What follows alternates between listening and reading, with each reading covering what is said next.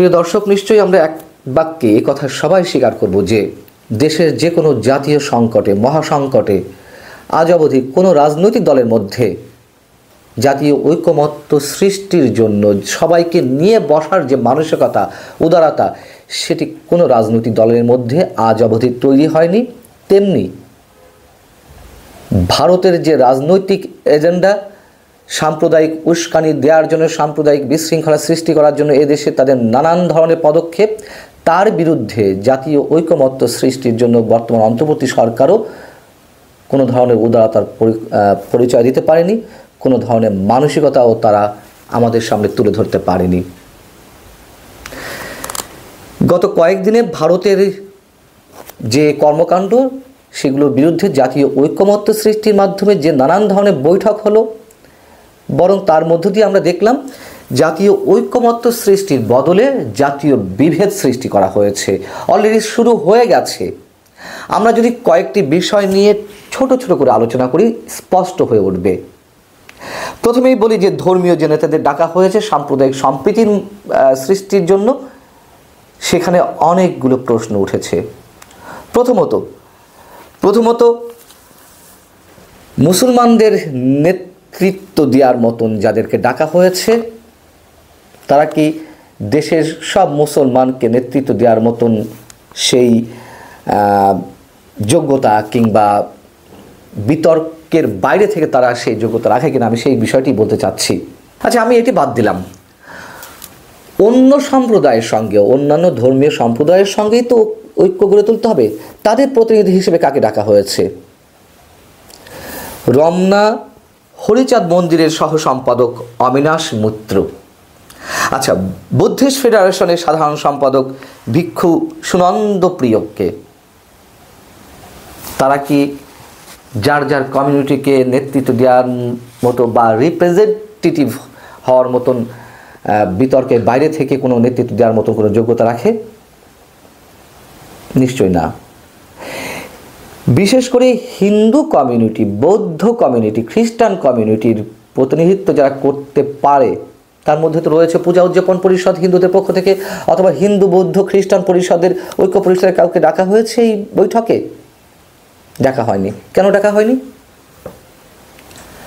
তার চেয়ে বড় প্রশ্ন, আমি যদি বলি যেই সনাতনী জাগরণ মঞ্চের বিভিন্ন সমাবেশ নিয়ে তুমুল অস্থিরতা সৃষ্টি, সেই সনাতনী জাগরণ জোটভুক্ত তো অনেকগুলো সংগঠন রয়েছে, অথবা এই যে মঞ্চ সনাতনী জাগরণ মঞ্চ, তার তো একটি সেন্ট্রাল বডি আছে, তাদের কাউকে ডাকা হয়নি কেন? তাদের যে নেতা শ্রী চিন্ময় কৃষ্ণ দাসকে আটক করা হলো, তাদের যে 8 দফা দাবি তারা উস্কানি দিচ্ছে এমন অভিযোগে, রাষ্ট্রদ্রোহিতা অভিযোগে, সব কিছুই ঠিক আছে, কিন্তু তাদের কোনো সামনে সারি নেতাকে ডেকে তো বলা যেত, ভাই তোমরা কি চাইছো, কি তোমাদের দাবি, আমরা শুনতে চাই, আমরা তোমাদের দাবিগুলো মেটানোর জন্য, সমাধান করার জন্য আমরা বসতে চাই। বসা হয়েছে? বসা হয়নি। আচ্ছা, এবার আসুন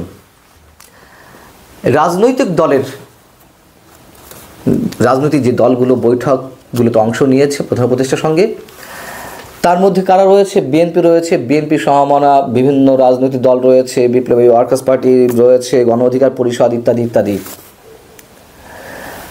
আওয়ামী লীগ স্বৈরাচার ছিল, আওয়ামী লীগ গণতন্ত্রকে ধুলার সাথে মিশিয়ে দিয়েছে, সব ঠিক আছে। আমরা তো জাতীয় বিপদ, জাতীয় সংকট মোকাবেলা করব, তাই না?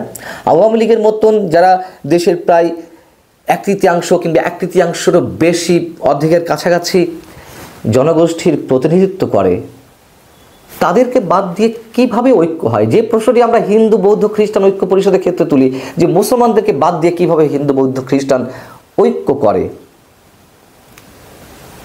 আওয়ামী লীগ যেমন বিভিন্ন ক্ষেত্রে বিভিন্ন জাতীয় সংকটে কেবলমাত্র তারা তাদের জোটভুক্ত দলগুলোকে নিয়ে সামনে এগিয়ে যেতে চেয়েছে, কোনো ধরনের সমাধান আসেনি, এখানেও আসবে না। কেউ কেউ বলতে পারেন কেন পতিত স্বৈরাচারকে রাখতে হবে? ভাই, পতিত স্বৈরাচারের যে দল আওয়ামী লীগকে তো এখনো নিষিদ্ধ করা হয়নি, অথবা নিষিদ্ধ করার বিপক্ষে অনেক ধরনের মতামত গড়ে উঠেছে, জনমত গড়ে উঠেছে, তার মানে নিষিদ্ধ করা হচ্ছে না। তাহলে কেন ডাকা হবে না? যারা মিনিমাম কোনো ধরনের অন্যায়ের সঙ্গে যুক্ত নয়, কোনো ধরনের অপকর্মের সঙ্গে যুক্ত নন, আমি সেটাও বাদ দিলাম। আসুন, ছাত্র নেতাদের সঙ্গে আমাদের প্রধান উপদেষ্টা বৈঠক করেছেন। ছাত্র নেতাদের সঙ্গে, সেই ছাত্র নেতা বলতে কারা? বৈষম্য বিরোধী ছাত্র আন্দোলনের নেতাদের সঙ্গে বৈঠক করেছেন। সেই বৈঠকে কারা উপস্থিত ছিলেন? সেখানে 20 জন ছাত্র নেতা ছিলেন। বৈষম্য বিরোধী ছাত্র আন্দোলনের নেতা ছিলেন কয়েকজন, আর ছিলেন কারা? নাগরিক কমিটির সদস্য সচিব, নাগরিক কমিটির আহ্বায়ক, মুখপাত্র ইত্যাদি ইত্যাদি আরও অনেক উপস্থিত ছিলেন। মানে মোট 20 জন উপস্থিত ছিলেন। এই নাগরিক কমিটিও তো বৈষম্য বিরোধী ছাত্র আন্দোলনের মধ্য থেকে গড়ে ওঠা।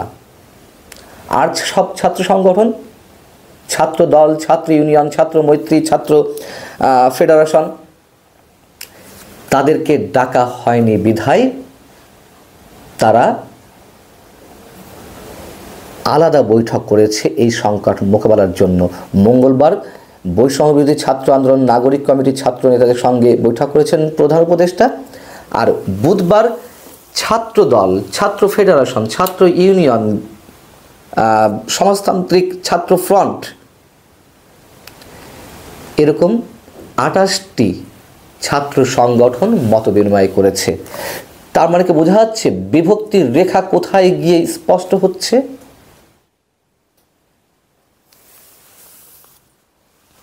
আরও বড় বিষয় হচ্ছে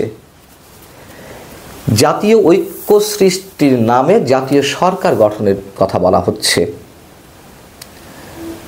মানে এটিও একটি এজেন্ডা, যেটি নিয়ে এর আগে আমি আলোচনা করেছি। এই যে জাতীয় সরকার গঠনের গুঞ্জন উঠেছে, শুধু গুঞ্জন না, প্রস্তাব তো দিয়েই রেখেছেন গণ অধিকার পরিষদের আহ্বায়ক বা সভাপতি নুরুল হক নূর। তিনি বলেছেন 2 বছরের জন্য জাতীয় সরকার গঠন হতে পারে।